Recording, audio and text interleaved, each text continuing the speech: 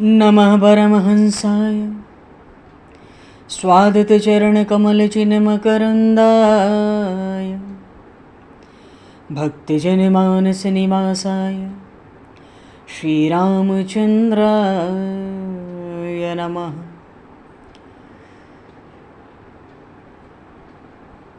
वंशीविभूषितकरान्नवनीरदाभात् पीताम्बरादरुणबिम्बफलाधरोष्ठात् पूर्णेन्दुसुन्दरमुखादरविन्दनेत्रात् कृष्णात् परं किमपि तत्त्वमहं न जाने।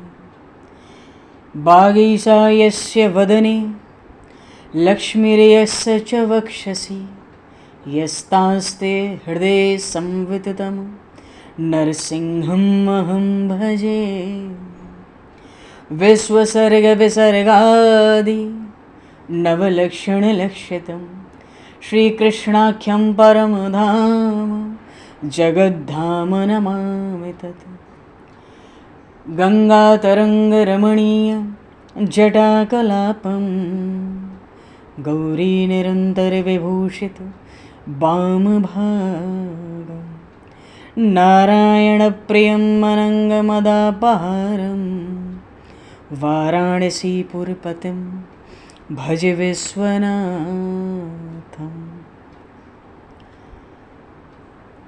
प्रह्लादनारदपराशरपुण्डरीक व्यासयम्बरीशशुकशौनकभीष्मदालभान् रुकुमाङ्गदर्जुनवसिष्ठविभीषणादीन् एतानहं परं भागवतान् नमाम्यहम्।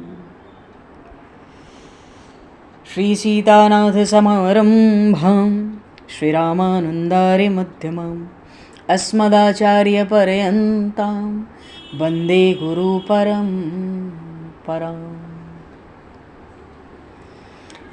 वाञ्छाकल्पतरुभ्यश्च कृपासिन्धुभ्य एव च पतितानां पावनेभ्यो वैष्णवेभ्यो नमो नमः। योगेन्द्राय नमस्तस्मै शुकाय ब्रह्मरूपिणे संसारसर्पदष्टमयो विष्णुरात्ममुच्यत। नारायणं नमस्कृत्य नरं चैव नरोत्तमं देवं सरस्वतं व्यासं ततो जयमुदीरये। गोविंद जय जय गोपाल जय जय गोविंद जय जय गोपाल जय गोविंद जय जय गोपाल जय जय गोविंद जय जय गोपाल जय श्री राधारमण हरि गोविंद जय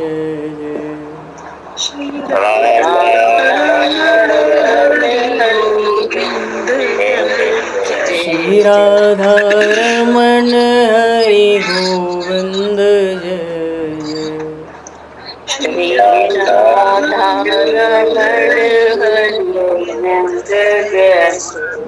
श्री राम जय जय ऋषिकेश जय जय श्री राम जय जय ऋषिकेश जय। श्री राम जय जय ऋषिकेश जय जय श्री राम जय जय ऋषिकेश जय। सीतारमण रघुनाथ जय जय सीतारमण राम रघुनाथ जय जय। सीतारमण राम रघुनाथ जय जय सीतारमण राम रघुनाथ जय। श्री वृंदावन बिहारी लाल की जय। श्री जमुना महारानी की जय। श्री गिरिराज महाराज की जय, श्री गिरिराज धरणे की जय, समस्त गौवंश की जय, 84 कोस ब्रजमंडल धाम की जय, श्री वेदव्यास जी महाराज की जय, श्री सुखदेव जी महाराज की जय, श्री शुत शौनक आदि ऋषियों की जय, श्री सद्गुरुदेव भगवान की जय, सब संतन की जय, सब भक्तन की जय, समस्त वैष्णवन की जय, समस्त पूर्वाचार्य चरणन की जय, समस्त संप्रदाचार्यन की जय, श्री सद्गुरुदेव भगवान की जय। गंगा मैया की जय, जमुना मैया की जय, सरयू मैया की जय, गौ माता की जय, तुलसी माता की जय, पृथ्वी माता की जय, काशी महारानी की जय। जय जय श्री सीताराम, जय जय श्री राधेश्याम। नमः पार्वती पते हर हर महादेव। हरिशरणम। अनंत कोटि ब्रह्मांड नायक सर्वेश्वर पूर्ण परात्पर ब्रह्म, असंख्य कल्याण गुणगण निलय, भक्त वांछा कल्पतरु, शरणागत वत्सल, भक्त वत्सल, दीनबंधु, दया सिंधु, सच्चिदानंदमय श्री विग्रह भगवान श्री राधा माधव की महती कृपा करुणा से परम पावन 84 कोस ब्रजमंडल धाम के हृदय स्थल श्री धाम वृंदावन से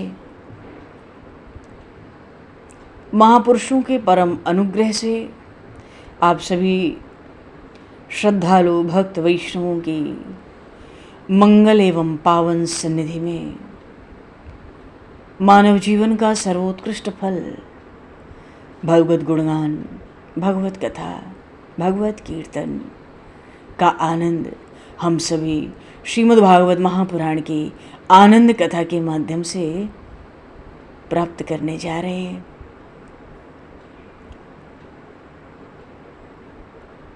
सर्वप्रथम आप सभी भक्तजनों के श्री चरणों में भगवत भाव से सादर वंदन, सादर नमन। आप सभी को यथा योग्य जय सिया राम, जय जय श्री राधे, हरि शरणम। जय हो, जय जय श्री राधे, सभी को जय सिया राम, जय हो भगवान, जय हो श्री राधे, श्री राधे, जय जय जय जय। कासाय वस्त्रं मणिहारभूषितं सिंहासनस्थं श्रितभक्तव्यापितम् अनाथनाथं करवीरवासनं श्रीकृष्ण गोविंद शरणं प्रपद्ये। श्रीकृष्ण गोविंद मनसा स्मरामि।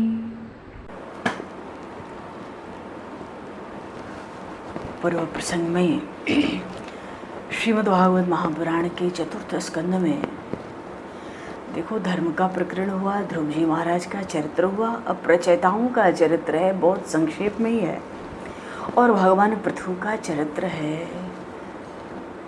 तो भगवान पृथु का जन्म प्रसंग भूमिका हम लोगों ने कल भागवत की कथा में संस्मरण की, तैयार की। भगवान पृथु का प्रागट्य हुआ है। ब्राह्मण तो भगवान का मुख है, और ब्राह्मण चाहते थे कि हे प्रभु दया करो। राजा बेन बड़ा दुराचारी था, इस नाते बड़ा अत्याचार फैला। उसके न रहने पे बड़ी अराजकता फैली, चोरी डकैती, लूट पाट, मार काट। तो बेन को फिर से उसके पाप को वेद मंत्रों से बाहर निकालकर उसके शरीर को मथा। भागवत में आया चौथे अध्याय के 20वें स्कंद में, 20वें अध्याय में, न कामये नाथ तदप्यहं क्वचित् न यत्र युष्म चरणाम्बुजासवः महत्तामांतर हृदयान्मुख चितो विदितस्व करणायुतमेश मे वरः। ये जो राजऋषि अंगय, इनकी पत्नी सुनीता है, इनका पुत्र वेन है, बड़ा दुष्ट, ऋषियों की बात नहीं मानता। ऋषियों ने इकट्ठा होके हुंकार कर दिया, बस इतने से ही मर गया वो। तो सुनीता ने जो शरीर रखा था पुत्र का, ये तो मृत्यु की कन्या है। तो फिर से ब्राह्मणों ने इसी शरीर को मथा। तो जब शरीर को मथा ना वेन के शरीर का जब मंथन किया वेद मंत्रों से, तो पहले एक नाटे कद का काला सा पुरुष उसके शरीर से प्रकट हुआ, जो निषाद कहलाया। आज भी वो निषाद कहलाते हैं, जंगलों में रहते हैं। वो पाप था, मूर्तिमान पाप था। फिर शरीर के दाहिने अंग का मंथन हुआ, तो दाहिने भाग से आजान बाहु, जिनकी भुजाएं घुटनों तक लंबी हैं, कमल लोचन एक पुरुष उत्पन्न हुआ, और वाम भाग से एक सुंदर स्त्री उत्पन्न हुई। ये पुरुष ही भगवान के अवतार आदिराज महाराज पृथु थे, और वाम भाग से प्रकट होने वाली भगवती लक्ष्मी के अंश से उत्पन्न उनकी पत्नी अर्ची थी। बोलिए श्री पृथु जी महाराज की जय। तो प्रकट होते ही ऋषियों ने, ब्राह्मणों ने देखा कि इन राजा पृथु के दाहिने हाथ में चक्र और चरणों में कमल का चिन्ह है। अरे कमल आदि का चिन्ह देख के, दाहिने हाथ में चक्र का चिन्ह देख के समझ लिए ये तो भगवान के अंशावतार हैं। हमारी प्रार्थना प्रभु ने स्वीकार की। अब तो महाराज पृथु का विधि पूर्वक अभिषेक हुआ, ये जानने के बाद कि इसमें तो भगवान नारायण के लक्षण हैं। अंशावतार, कुछ कलावतार होते हैं, कुछ पूर्णावतार होते हैं। कुछ समय के लिए जो अवतार होता है मनुष्य शरीर में, उसको अंशावतार कहते हैं। किसी विशेष कला को लेके जो प्रागट्य होता है भगवान का किसी के भीतर, उसको कलावतार कहते हैं। तो विधि पूर्वक अभिषेक हुआ, और जो बड़े बड़े ऋषि थे ना, उन्होंने पहले ही भविष्यवाणी कर दी कि ये महाराज पृथु, इनका पराक्रम अतुलनीय है, ये बड़े विलक्षण राजा होंगे, निरंतर पूजा पाठ करने वाले। देखो, जब अधर्म बढ़ेगा तब पृथ्वी पर अन्न जल फल मूल सब नष्ट होने लगता है। धीरे धीरे अकाल पड़ता है, महामारी होती है, बड़े बड़े उपद्रव होते हैं, अधर्म से होते हैं। तो इनमें प्रधान कारण क्या है? राजा वेन के पाप के आचरण से पृथ्वी पर अन्न नष्ट हो गया था। पृथ्वी कुछ भी प्रकट नहीं करती थी, इतना पाप था। अकाल पड़ा, प्रजा व्याकुल हो रही थी, भूखे प्यासे लोग राजा के पास आकर पुकारते। तो महाराज पृथु ने विचार करके देखा तो जान पड़ा कि पृथ्वी ने ही बीजों को, अन्न को ग्रस लिया है भीतर। उपाय करने पर भी वो नहीं पैदा करती है, बोए हुए बीज उगते नहीं हैं। तो एक क्षण को तो पृथ्वी को दंड देने का विचार आ गया महाराज पृथु में। धनुष पर बाण चढ़ा लिया। जैसे ही महाराज पृथु क्रोधित दिखे, माता पृथ्वी प्रकट हुई। तो वो तो भूमि की अधिष्ठात्री देवी है, गऊ का रूप धारण करके आती। तो गऊ का रूप धारण करके पहले तो भगी, किंतु जहाँ जहाँ जाती पृथु महाराज उनके पीछे पीछे। अंत में पृथ्वी ने उनकी स्तुति की। धरती माता कहती हैं भगवान पृथु से, मैंने पापियों के द्वारा दुरुपयोग में आते हुए देखकर बीजों को अपने में रोक लिया है।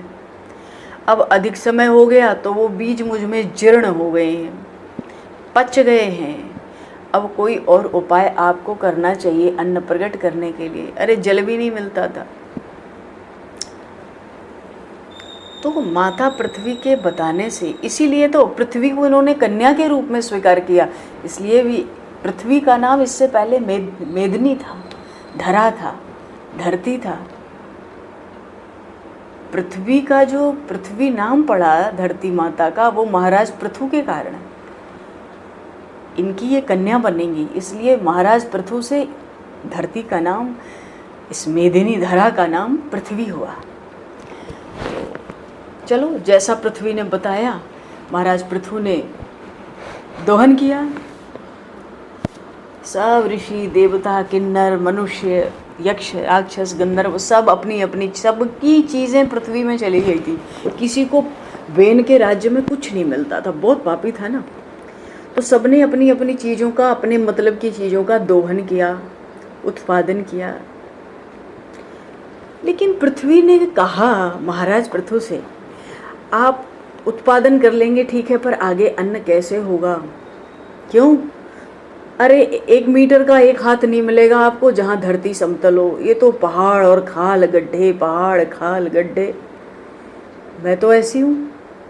तो पहले अगर आपको प्रजा बसानी है, क्योंकि अभी तो मनुष्य की सृष्टि आरंभ ही हुई थी, ज़्यादा समय नहीं हुआ। मनु महाराज का वंश है, ध्रुव जी का वंश है। तो महाराज पृथु ने भूमि को समतल किया पृथ्वी के कहने से। भगवान इतने प्रसन्न हुए महाराज पृथु, उन्होंने उस पृथ्वी को कन्या के रूप में स्वीकार किया, उस मेदिनी को, उस धरा को। उसका नाम पृथ्वी हो गया। आज से महाराज पृथु की कन्या हुई। तो धनुष पर बाण चढ़ाकर ऐसे ऐसे विस्फोट किए पर्वतों के, पूरी धरती को, विश्व को समतल बनाया। तब नगर बसे, तब गांव बसे। नहीं तो कुछ उग नहीं सकता।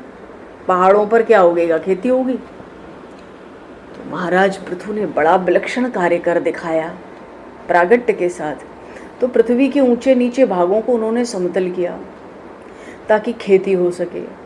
नगर ग्राम महाराज पृथु ने बसाए, उसके पहले थे नहीं। अच्छा, ये जो महाराज पृथु थे, ये बड़े परम भागवत थे, भगवान के बड़े भक्त। संसार के विषयों में तो तनिक भी उनकी इच्छा नहीं थी, बड़े विरक्त। भगवान को प्रसन्न करने के लिए अंशावतार हैं, पर फिर भी राजा के रूप में है, तो प्रजा के आगे आदर्श स्थापित करना होता है। प्रजा क्या सीखेगी राजा से? भगवान को प्रसन्न करने के लिए बड़े बड़े यज्ञ करते थे। तो जब 99 यज्ञ पूरे हो चुके और 100वां यज्ञ आखिरी में बाकी था, तो इंद्र, देवराज इंद्र बाधा डालते।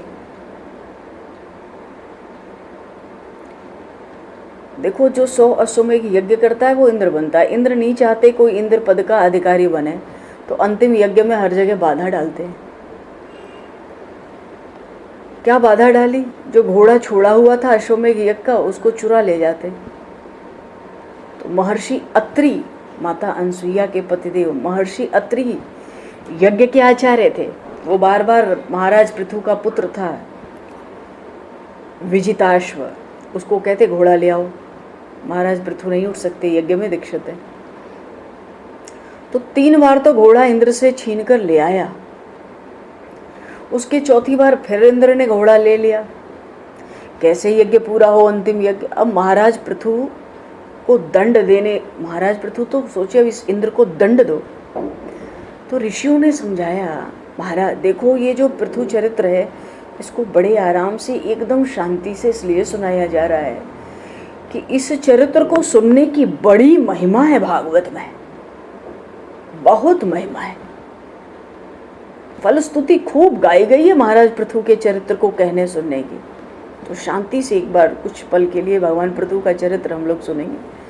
तो 4थी बार इंद्र जब अंतिम यज्ञ के समय घोड़ा ले गए, तो महाराज पृथु दंड देने के लिए उद्यत हो गए।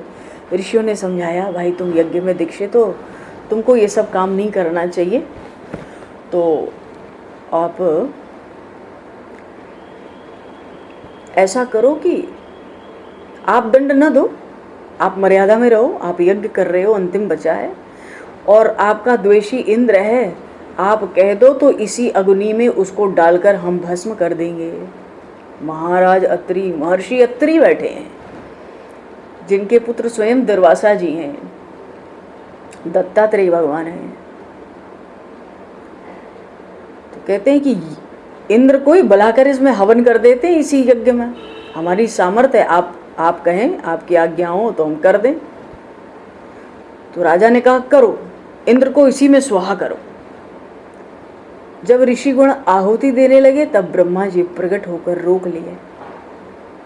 उन्होंने, ब्रह्मा जी ने, जगत पिता ब्रह्मा जी ने राजा से कहा, पृथु जी से, आपको 100 यज्ञ करके इंद्र तो बनना नहीं है। उन्होंने कहा नहीं, मैं तो भगवान का भक्त हूँ, भगवान की प्रसन्नता के लिए कर रहा हूँ। तो भगवान की प्रसन्नता के लिए कर रहे हो तो अब बंद कर दो इस यज्ञ को।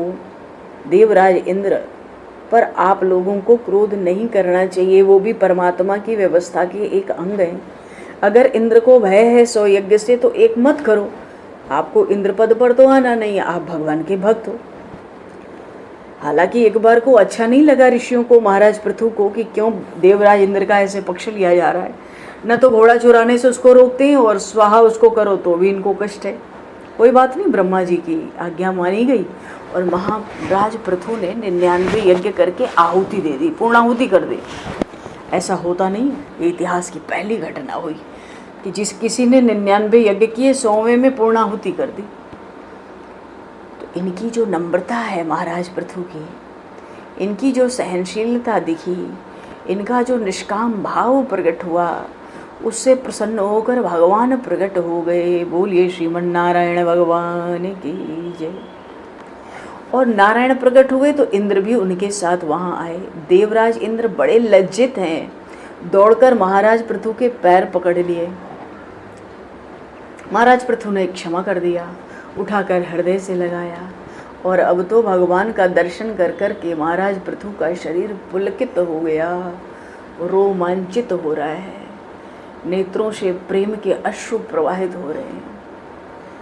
भगवान ने राजा पृथु से कहा, वर मांगो, मैं बहुत प्रसन्न हूँ, तुम्हारी नम्रता, तुम्हारी सहनशीलता, तुम्हारा निष्काम भाव, जिस तरह से 100वें यज्ञ में तुमने पूर्णाहुति कर दी एक बार में ब्रह्मा जी की बात सुनकर, मैं प्रसन्न हूँ, वर मांगो।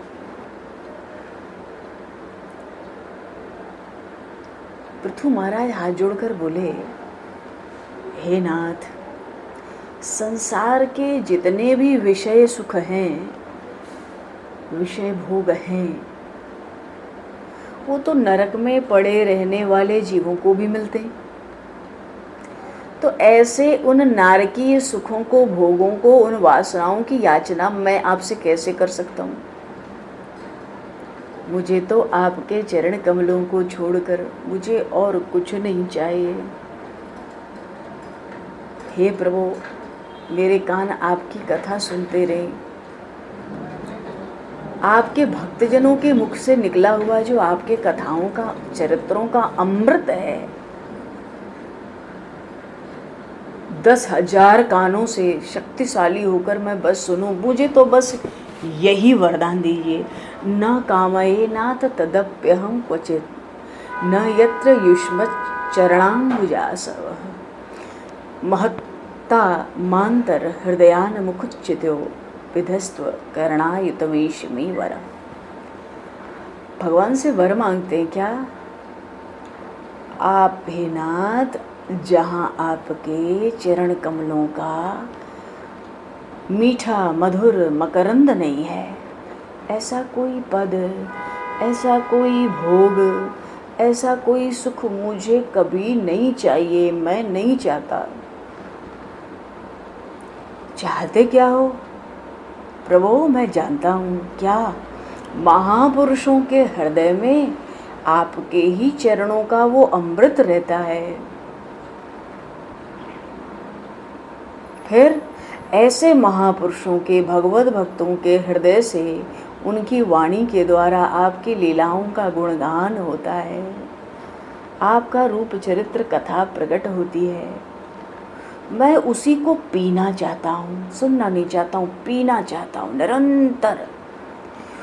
आपकी अमृतमयी कथाओं को पीने के लिए मुझे 10,000 कान दे दो। भगवान ने कहा, भैया 10,000 कान देंगे, पूरे शरीर में कान ही कान हो जाएंगे, तुम्हारा स्वरूप बिगड़ जाएगा, इतने सुंदर हो।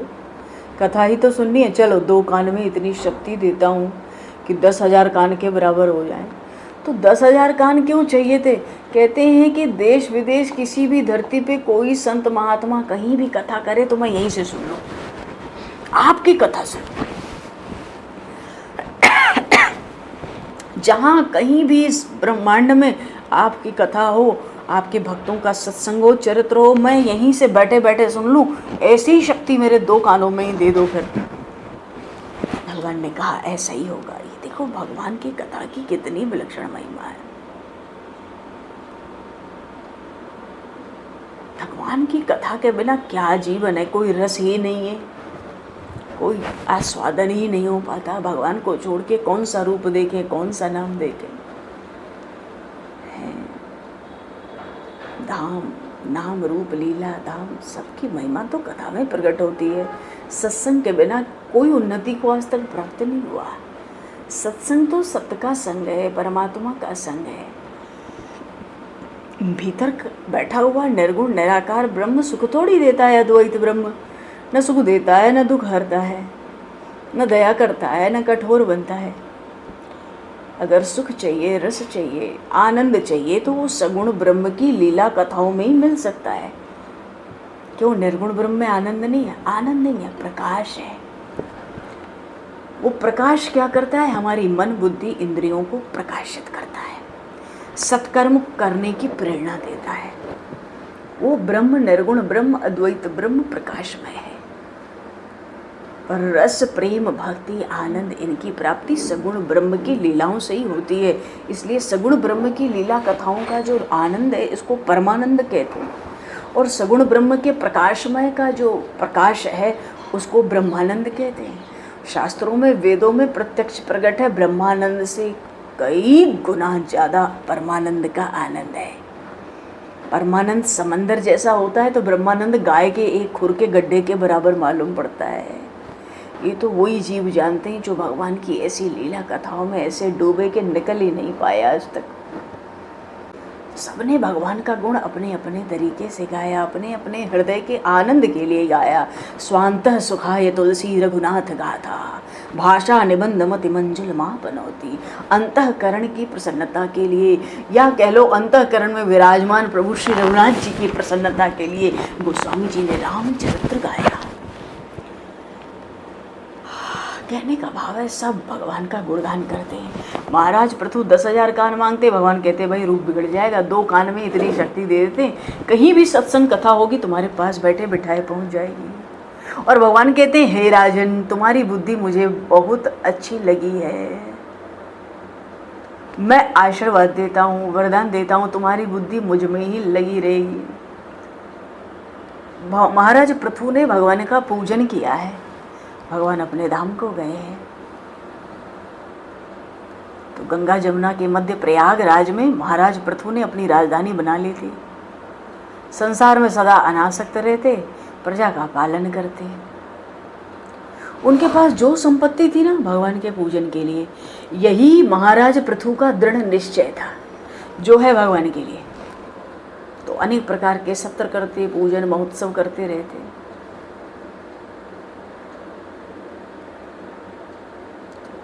एक बार बहुत बड़े यज्ञ का आयोजन किया था महाराज पृथु ने।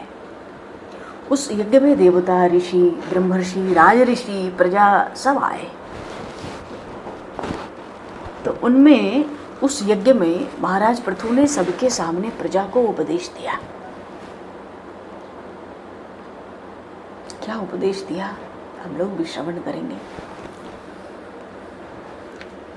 सबके बीच में उपदेश दिया। प्रजा से कहते हैं हे सभ्यों, जो राजा प्रजा से कर लेता है और प्रजा को दंड देता है और प्रजा को धर्म की शिक्षा देकर धर्म के पथ में नहीं लगाता, वो प्रजा के समस्त पाप का भागी हो जाता है। जैसे भगवान राम ने राम गीता का उपदेश किया। एक बार रघुनाथ बुलाए, गुरुजन पुरवासी सब आए, सब बैठ गए और सबको भगवान ने ऐसा विलक्षण उपदेश दिया। ईतन कर फल विषय न भाई, क्योंकि प्रजा से सब कुछ तो लिया, सुखी किया, पर राजा का धर्म है बहुत बड़ा कि प्रजा को सन्मार्ग पर, धर्म के मार्ग पर, भक्ति के मार्ग पर आरूढ़ कर दे। महाराज पृथु का समय राजा को, प्रजा को उपदेश दे रहे हैं राजा होने के नाते। कहते हैं कि हम राजा प्रजा से कर ले और दंड दे, पर धर्म की शिक्षा न दे, धर्म का मार्ग न दिखावे, उसको तो प्रजा का सब पाप भोगना पड़ता है, राजा को ही। और वो राजा पाप तो भोगता है सबका, पूरे राज्य का, अपना ऐश्वर्य भी खोता है। इसलिए मैं आप लोगों को उपदेश देता हूँ, धर्म का पथ दिखाता हूँ, मार्ग दिखाता हूँ, आप उसका पालन करें, जिससे मुझे आपका पाप न लगे, मैं अपना ऐश्वर्य न खो। तो महाराज पृथु क्या उपदेश देते हैं कि देखो, अपना जो सब लौकिक और पारलौकिक कर्म है, मतलब जो भी कर्म कर रहे हैं आज के लिए चाहे परलोक के लिए, वो सब भगवान की प्रसन्नता के लिए, भगवान की सेवा के लिए ही, भगवान की सेवा बुद्धि से कि हम भगवान की सेवा कर रहे हैं। आप लोग बस इतना ही करें, यही मुझ पर बड़ा अनुग्रह होगा। देखो तत्व ज्ञान दे दिया इतने देर में। नचिकेता जब यमराज के पास गए थे, सशरीर, कठोपनिषद में आया प्रसंग, नचिकेता ही तो नाम था ना। यमराज के पास यमपुरी में सशरीर चले गए। यमराज ने कहा तुम्हें क्या दूं, क्या दूं, सब कुछ बोल दिया, ये ले लो, ये ले लो, ये ले लो। नचिकेता ने कहा मुझे तत्व ज्ञान दो, परमार्थ तत्व की जिज्ञासा है। उन्होंने बहुत लोभ दिया, पर नचिकेता ने कुछ नहीं मांगा, ऐसी विरक्ति थी। बोले परम तत्व का ज्ञान दो। हे धर्मराज जी, हे यमराज जी, हमने सुना है आप परम भागवत हैं, 12 महाभागवतों में आप परम भागवत हैं। तो यहाँ पर एक वाक्य कहा है महाराज पृथु ने, लेकिन तत्व ज्ञान दिया है। क्या? जितने कर्म हैं लोक के परलोक के, भगवान की सेवा के लिए, भगवान की सेवा की बुद्धि, भगवान की ही सेवा कर रहे हैं, इस बुद्धि से करो। जो भी कर्म करो भगवत बुद्धि से करो, सबकी सेवा भगवत बुद्धि से करो, बस इतना ही मेरा आग्रह है।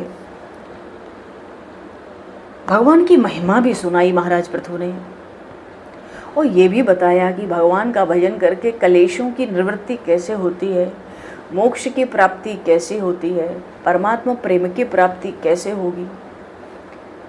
ब्राह्मणों का, ऋषियों का सम्मान करने का आदेश दिया है, धर्म की शिक्षा दी है।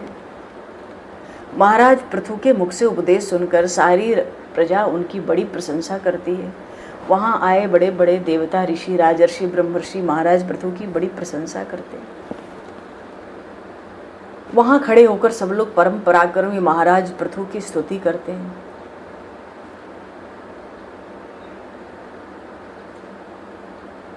आकाश से सूर्य के समान तेजस्वी 4 सिद्ध उतरते हैं उसी समय, उसी दरबार में। महाराज पृथु बड़े हर्ष से उठे स्वागत करने के लिए। 4 सिद्ध कौन आए हैं अभी? वो कौन थे? सनकादिक कुमार है, सनक, सनंदन, सनातन और सनत कुमार जी महाराज। इन कुमारों को महाराज ने प्रणाम किया है, उच्च सिंहासन पर बैठाया है, विधिवत 16 प्रकार से पूजन किया है। फिर उनसे पूछा है कि संसार के प्राणियों का कल्याण कैसे होगा, आप लोग सत्संग करिए। अच्छा, बहुत से भक्तों, राजाओं का ये स्वभाव था, संत आते तो सहज सत्संग नहीं होता, वो प्रश्न करते तब सत्संग होता, जो वो पूछते उस पर सत्संग होता। ये और बढ़िया होता है, इससे अपने भीतर की जिज्ञासा शांत होती है। तो सनकादिक कुमारों से महाराज पृथु ने सबके बीच में पूछा, अभी अभी उपदेश दिया, आ गए बड़े सिद्ध, तो पूछा संसार में जगत के प्राणी का कल्याण कैसे हो। तो वहाँ पर सनकादिक कुमारों ने राजा पृथु को भगवान की पराभक्ति का उपदेश दिया है। पराभक्ति, भगवान के भक्त का स्वरूप बताया है। भक्ति के जो श्रवण, कीर्तन आदि 9 अंग हैं, नवधा भक्ति, उसका उपदेश दिया है, भगवान की महिमा सुनाई है।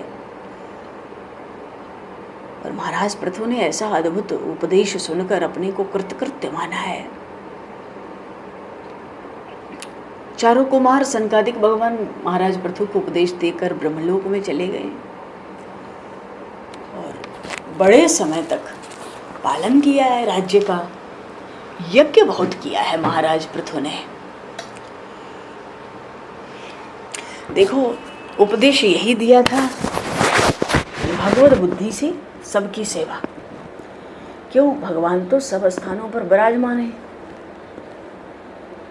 तो जो सर्वव्यापक परमात्मा है उनकी तो पूजा फिर सर्वकाल होगी ना। जब सर्वव्यापक हैं तो सर्वकाल पूजा होगी। क्यों? सर्व स्थानों पर हैं वो भगवान, तो सर्वकाल पूजा होगी। भगवान सबके आधार हैं, कोई ऐसा स्थान नहीं जहाँ भगवान नहीं है।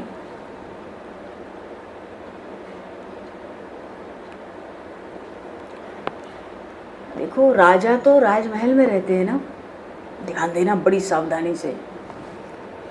राजा कहाँ रहता है? अपने राजमहल में रहता है। पर राजा की सत्ता उसके राज्य के अणु परमाणु में व्याप्त होती है। जहाँ तक राज्य होता है वहाँ तक राजा की सत्ता होती है कि नहीं होती है? होती है। वो उस राजा का राज्य कहलाता है। कोई गड़बड़ी करता है तो उसको दंड मिलता है। पर राजा रहता कहाँ है? राजमहल में। पर जहाँ तक उसका राज्य है, उसकी सत्ता है, कोई गड़बड़ी होगी तो दंड मिलेगा। राजा की सत्ता जो नहीं मानेगा उसको दंड मिलेगा। ऐसे ही परमात्मा रहते तो भीतर हैं, रहते तो अणु परमाणु में हैं। परमात्मा कण कण में व्याप्त हैं। और कोई कहे कि मंदिर में, कोई कहे बैकुंठ में, कोई कहे साकेत में, कोई कहे गोलोक में, कोई कहे सदाशिव लोक में। तो कहीं भी कह लो, राजा राजमहल में रहता है, भगवान कहीं भी रहे हमारे लिए, घर में ठाकुर जी अर्चा विग्रह में बैठे, पर उनकी सत्ता कण कण में व्याप्त है। उनकी सत्ता को हम नहीं मानेंगे, उनकी व्यापकता नहीं मानेंगे तो दंड होगा, जन्म मृत्यु की प्राप्ति होगी, भव सिंधु से हम पार नहीं लग पाएंगे। अब लड्डू में चीनी है पर दिखती तो नहीं है। लड्डू के उठाने पर भी चीनी हाथ में आती नहीं है, पर बुद्धि तो स्वीकार करती है ना कि लड्डू के प्रत्येक कण में चीनी मिली हुई है। तो लड्डू में जो मिठास है वो आटे की थोड़ी है, चीनी की है। लड्डू के कण कण में चीनी मिली है पर दिखती नहीं है। ऐसे ही जगत के कण कण में, अणु अणु में, परमाणु परमाणु में भगवान मिले हुए हैं।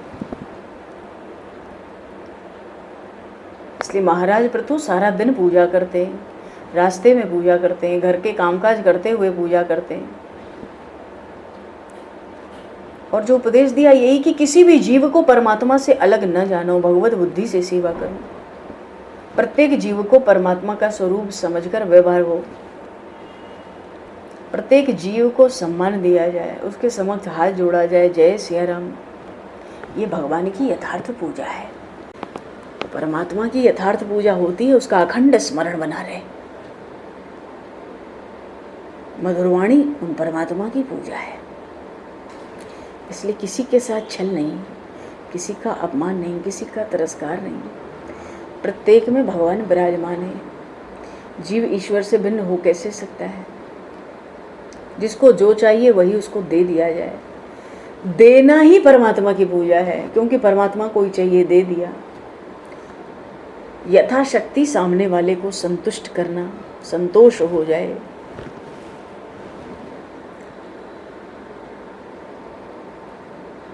अच्छा, ये जो महाराज पृथु की पत्नी है ना, अर्ची रानी, ये तो साक्षात अर्चना भक्ति ही है, समझ लो।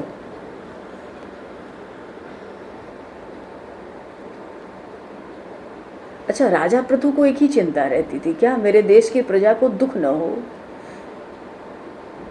देखो, जिनकी आंखों में प्रेम होता है ना, जिनका हृदय विशाल होता है, वो ही प्रभु की सेवा कर सकते हैं।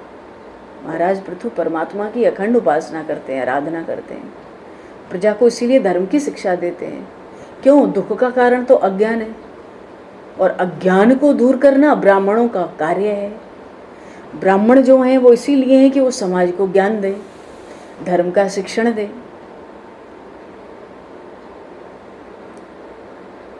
किसी दुर्बल व्यक्ति को बलवान व्यक्ति त्रास देता है, तो उस दुर्बल व्यक्ति के दुख को दूर करने का उपाय क्या है? कार्य किसका है? राजा का है। अगर हमारे घर में किसी वस्तु का अभाव हो जाए तो कौन दूर करेगा? वैश्य दूर करेगा, उसका काम है। हमें अभिमान हो जाए, अभिमान से दुखावे तो दूर कौन करेगा? शूद्र दूर करेगा। बात ये, वेदों में वर्ण आश्रम धर्म की मर्यादा में प्रजा सुखी रहती है। नीति से धर्म रहता है, धन श्रेष्ठ नहीं है, धर्म श्रेष्ठ है। देखो, जिसका बड़ा भाई धर्म था उसके सारथी भगवान श्री कृष्ण बने। बोलिए श्री नंदन श्याम सुंदर भगवान की जय। महाराज युधिष्ठिर धर्मराज है, अर्जुन जी के बड़े भाई धर्मराज हैं, तो जिसका बड़ा भाई धर्म है उसके सारथी भगवान श्री कृष्ण हुए। कहने का भाव है, जो धर्म के अनुकूल पवित्र जीवन व्यतीत करेगा ना, भगवान उसके सारथी बनेंगे। अच्छा, आज हम धर्म को भूल रहे हैं, बहुत तेजी से भूल रहे हैं।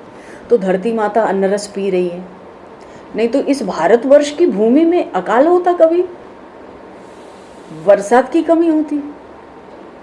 धरती माता है और उस माता का पुत्र कौन है जी? धर्म।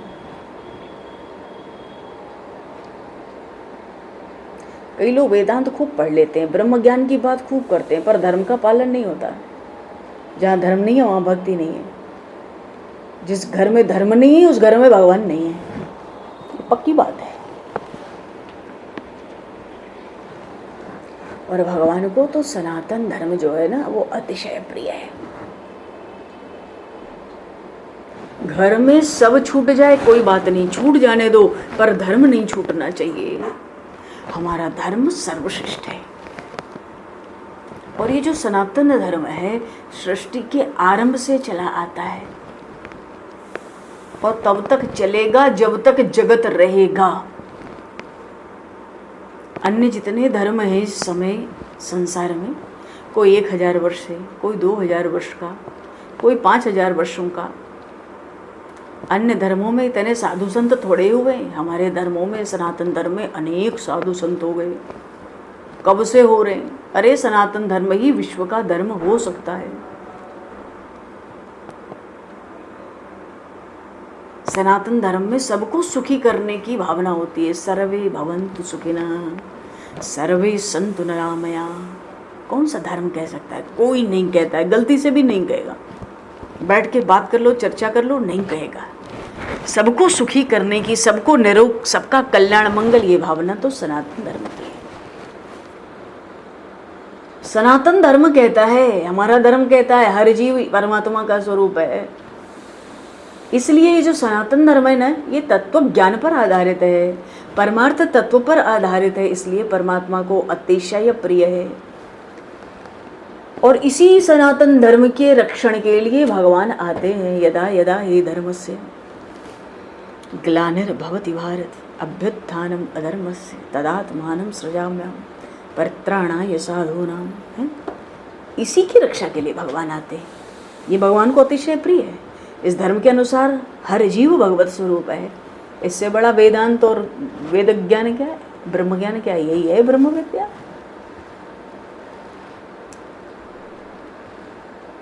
महाराज पृथु प्रेम से यज्ञ करते हैं। यज्ञ में देवों की पूजा होती है ना। देवों की पूजा क्यों होती है यज्ञ में? बहुत सावधानी से यज्ञ के तत्व को हम लोग श्रवण करेंगे, चिंतन करेंगे। यज्ञ में देवताओं की पूजा होती है। क्यों? देवता हमको वायु देते हैं, पवन देवता ही तो पवन देते हैं। देवता प्रकाश देते हैं, कोई देवता जल देते हैं, कोई अनाज देते हैं। देवताओं के हम पर बड़े उपकार हैं, हम उसको न भूलें। तो जो लोग देवों को मानते हैं ना, देवता उनको मानते हैं। तो यज्ञ में एक एक देव की पूजा होती है। गरीबों की पूजा होती है, ब्राह्मणों की पूजा होती है। कई लोग समझते हैं कि यज्ञ में केवल ब्राह्मणों की पूजा होती है, ये बात नहीं है। यज्ञ में समाज की पूजा होती है। यज्ञ में सोनार की भी जरूरत पड़ती है, जुलाहे की जरूरत पड़ती है, मोची की जरूरत पड़ती है, माली की जरूरत पड़ती है, धोबी की जरूरत पड़ती है। सभी की पूजा होती है। समाज के प्रत्येक अंग की पूजा यज्ञ में होती है। आज यज्ञ लुप्त हो गए हैं। ये बहुत कष्ट का, दुख का विषय है। भविष्य बहुत अंधेरे में दिख रहा है। अच्छा, भागवत में यज्ञों का वर्णन खूब है।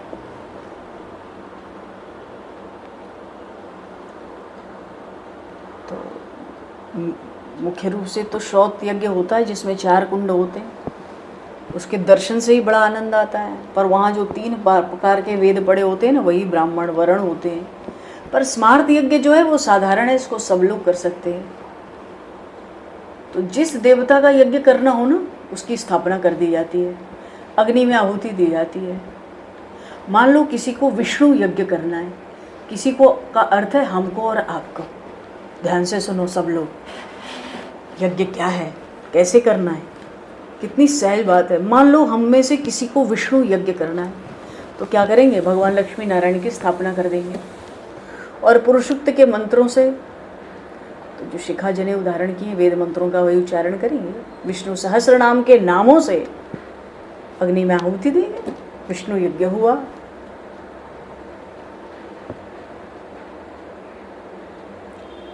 अच्छा, मान लो हम पे यज्ञ की संविधा नहीं है, तो चावल का आटा बना लो, या चावल के आटे का चलो हलवा बना लो, तो घी भी पड़ गया। इस चावल के आटे के हलवे को पुरुडाश कहते हैं। ऐसे सुनो तो पता नहीं क्या है भाई, ये क्या होता हुआ। पुरुडाश क्या है, चावल के आटे का हलवा। तो जिन देवों के होम करने हैं उतने ही मिट्टी के बर्तन अलग अलग रख लो, चाहे एक बर्तन रखो। अब देवता का नाम का उच्चारण करो और आहुति दे दो। बिना आहुति दिए तो घर में खाना खाना ही नहीं चाहिए, पाप खाते हैं हम लोग, शास्त्र की बात है। अग्नि में आहुति दिए बिना खाना तो पाप खाना है। अग्नि से हमें भोजन पकता है, हमारा वो हमारा पालन पोषण करता है। अग्नि भगवान का मुख है, भगवान के मुख में स्वाहा किए बिना अन्न नहीं खाना चाहिए, वो साक्षात पाप होता है।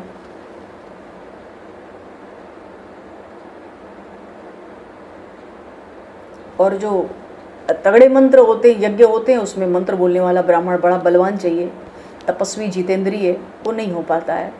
दुर्बल ब्राह्मण भी मंत्र नहीं बोल पाता है। स्वर में जरा भी भंग न हो, वेद मंत्र में जरा भी भूल न हो। भूल में क्षमा नहीं है, सजा है वेद मंत्रों में। तो ब्राह्मण मंत्र बोलते हैं। आपको पता है जब यज्ञ में ब्राह्मण मंत्र बोलते हैं, उस समय आकाश मार्ग से देव नीचे उतरते हैं। फिर नीचे एक ब्राह्मण होता है यज्ञ में, वो साम वेद का गान करता है, देवों की स्तुति करता है। देवताओं को गान बड़ा प्रिय है। गान का अर्थ है स्तुति, वंदना। वो बड़े शैली में गाकर करते हैं, मधुर गान से देवता को प्रसन्न करते हैं।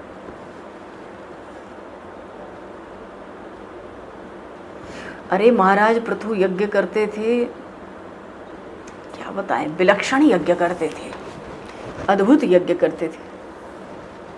और महाराज पृथु तो अग्निहोत्री हैं, तपस्वी ब्राह्मण हैं, राजा हैं, सब कुछ हैं। उनके यज्ञ में प्रत्यक्ष देवता आते, सबको दिखते हैं। अब ऐसे यज्ञ हमारे द्वारा कलयुग में हो ऐसा लगता नहीं है, ये नहीं हो पाएगा। लेकिन रोज घर में थोड़ा सा यज्ञ कर सकते हैं। हमारे शास्त्रों में लिखा है, जिस घर में खाना बनता है उस घर में अनेक जीव मरते हैं।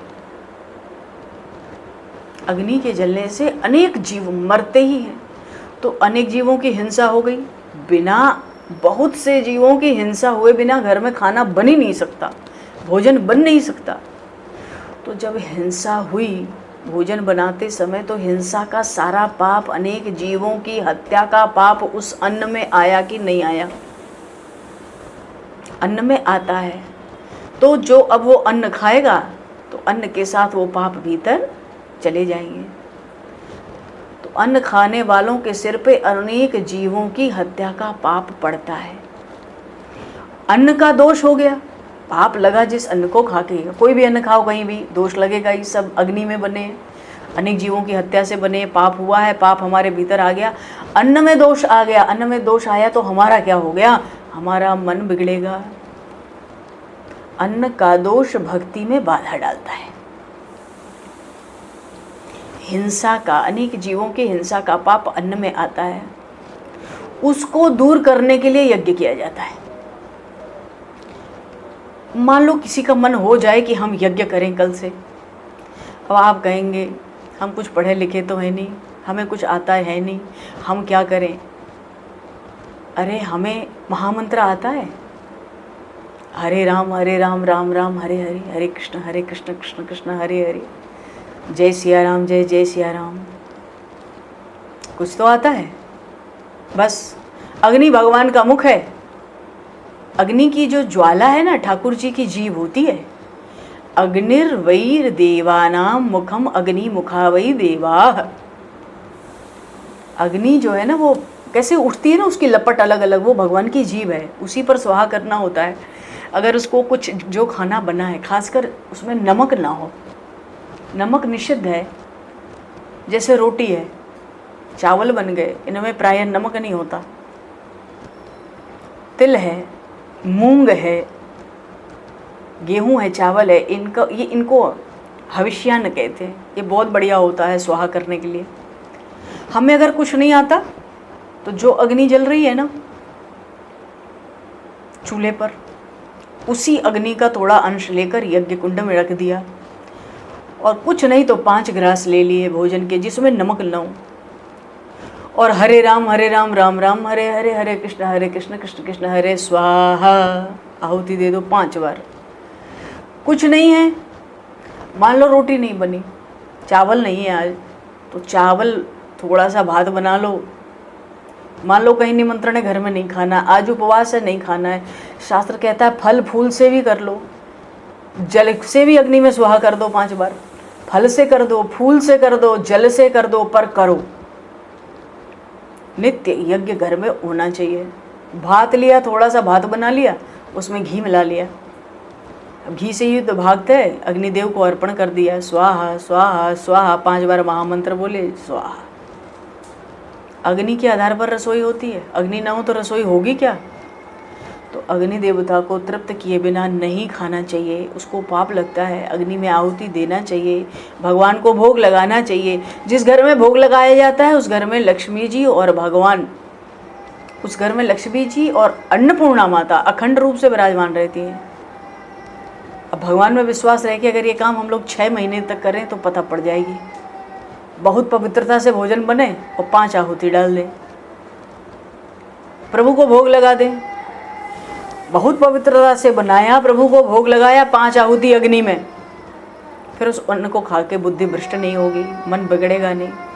6 महीने तक पवित्र अन्न पेट में जाएगा तो धीरे धीरे बुद्धि सुधरेगी। बोलिए श्री भक्त वत्सल भगवान की, श्रीमद् भागवत महापुराण की, वेद व्यास जी भगवान की, श्री सुखदेव जी महाराज की जय। समय को दृष्टिगत करते हुए 2 मिनट नाम संकीर्तन बोलकर वाणी को विराम दिया जाएगा। जय सिया राम जय जय सिया राम। जय सिया राम जय जय सिया राम।